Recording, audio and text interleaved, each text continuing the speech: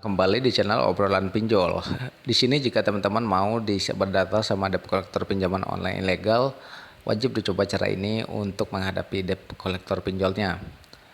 Di sini sebenarnya sih belum keterlambatan, tetapi sudah ditagih sama debt collector pinjolnya ya, dari aplikasi Dana Juta.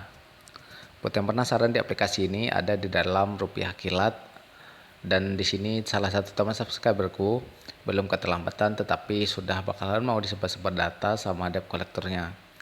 Untungnya di saat dia belum mau galbay, udah sharing duluan.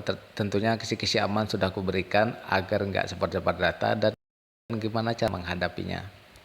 Di sini tagihannya lumayan besar ya teman-teman, 3.255.000. Nah di sini kita disuruh untuk membayar perpanjangan 139.000. 1.395.000 ya. Jadi bisa kita bayangkan untuk perpanjangan selama 7 hari saja kita disuruh harus membayar 1,4-an kurang kayak gitu. Jadi untung banget jika DC-DC pinjol, untung besar jika teman-teman membayar perpanjangan. Makanya aku di sini sering bilang jangan pernah membayar perpanjangan pinjol. Jadi di sini di saat DC-nya mau nyebar data, di sini aku memberikan beberapa pasal untuk penyebaran data. Sebenarnya ampuh nggak sih cara-cara begini? Silahkan aja disimak videonya. Jadi ini tenor 7 hari, tetapi di saat hari keempat dan kelima kita udah diuber-uber ya teman-teman. Jadi jangan heran dengan pinjol ilegal seperti ini. Dibayarkan hari ini karena akan upgrade tenor dan limit 3-5 jutaan. Jika tidak dibayarkan juga, data Anda akan langsung diambil atau dipisahkan oleh tim lapangan dan akan dimasukkan ke daftar hitam serta akan di WA satu persatu seluruh kontaknya. Dapat teman-teman ketahui aplikasi seperti ini nggak ada debt collector lapangannya. Nah, masuk daftar hitam mungkin aja bisa, tetapi hanya berlaku untuk pinjol ilegal lainnya. Gimana ini tagihannya mau dibayarkan jam berapa? Nggak ada responnya nih, apa perlu gue hubungin kontak lu pakai muka lu? Mau siapa dulu nih yang gue hubungin? Ya udah kalau gitu gue open donasi aja ke kontak-kontak lu buat bayarin utang lu katanya. Nah jadi open donasi di sini maksudnya adalah kita dibikin grup sama DC-nya seperti yang sudah aku upload di video-video lama sebelumnya ya. Jadi di satu grup itu kita dibikin open donasi utang buat nama kita kayak gitu. Nah yang dimasukin adalah kontak-kontak terdekat kita. Nah tentunya hal ini sangat bahaya banget, terutama jika di kontak itu ada orang-orang terdekat ya, kayak teman, kayak saudara, kayak mertua, kayak bos kita atau kayak siapa gitu. Pokoknya orang-orang yang penting dalam hidup kita. Nah itu ditambahkan ke dalam satu grup tersebut. Nah celakanya jika orang tersebut nggak mengerti, tentunya mereka bakalan marah ya. Makanya itu sangat bahayanya sih di situ menurutku sih pinjol-pinjol ilegal seperti ini. Di sini di saat udah nggak ada beberapa lama nggak ada kabar, di sini gue inisiatif nanyain teman-teman, Pak nggak nagih loh, gue bilang. Gimana ini tagihannya mau dibayarin jam berapa? Mau dibayarin jam berapa? Apa perlu gue sebarin data lu ini? Udah jam 6 belum ada pembayaran juga katanya. Nah di sini aku mencoba memberikan hukum pidana penyebaran data pribadi di Indonesia diatur dalam beberapa peraturan. Nah di sini nih teman-teman, kita langsung lihat. Undang-Undang Nomor 22 Tahun 2022 tentang Perlindungan Data Pribadi atau PDP pasal 46-51 mengatur tentang tindak pidana penyebaran data pribadi tanpa izin.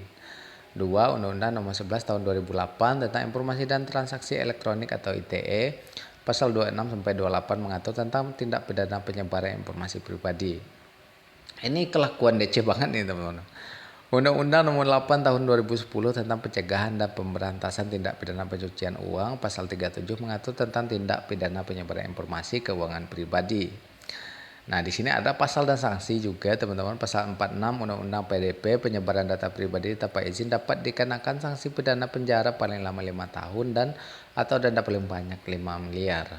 Wow. Jadi utang kita berapa ya kan? Denda yang bakalan mereka tanggung berapa kayak gitu. Nanti kita lihat endingnya teman-teman. Pak, ampuh nggak sih jika kita lakukan seperti ini? Pasal 47 Undang-Undang PDP atau penyebaran data informasi pribadi yang mengandung informasi sensitif dapat dikenakan sanksi pidana penjara paling lama 7 tahun atau denda paling banyak 10 miliar. Yang ketiga, pasal 26 Undang-Undang ITE, penyebaran informasi pribadi dapat dikenakan sanksi pidana penjara paling lama 2 tahun dan atau denda paling banyak 1 miliar. Nah, ini ada beberapa jenis-jenis tindak pidana nih tentang penyebaran data pribadi. 1. Penyebaran data pribadi tanpa izin.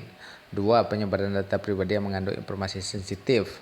3. Penyebaran informasi keuangan pribadi. 4. Penyalahgunaan data pribadi.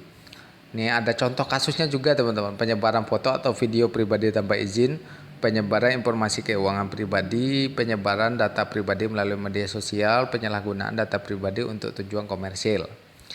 Di sini ada cara melaporkannya juga. Komunikasi dan informasi Menkominfo, laporkan ke Badan Pengawas Perlindungan Data Pribadi atau BPDP, laporkan ke polisi setempat menggunakan aplikasi pelaporan seperti Lapor.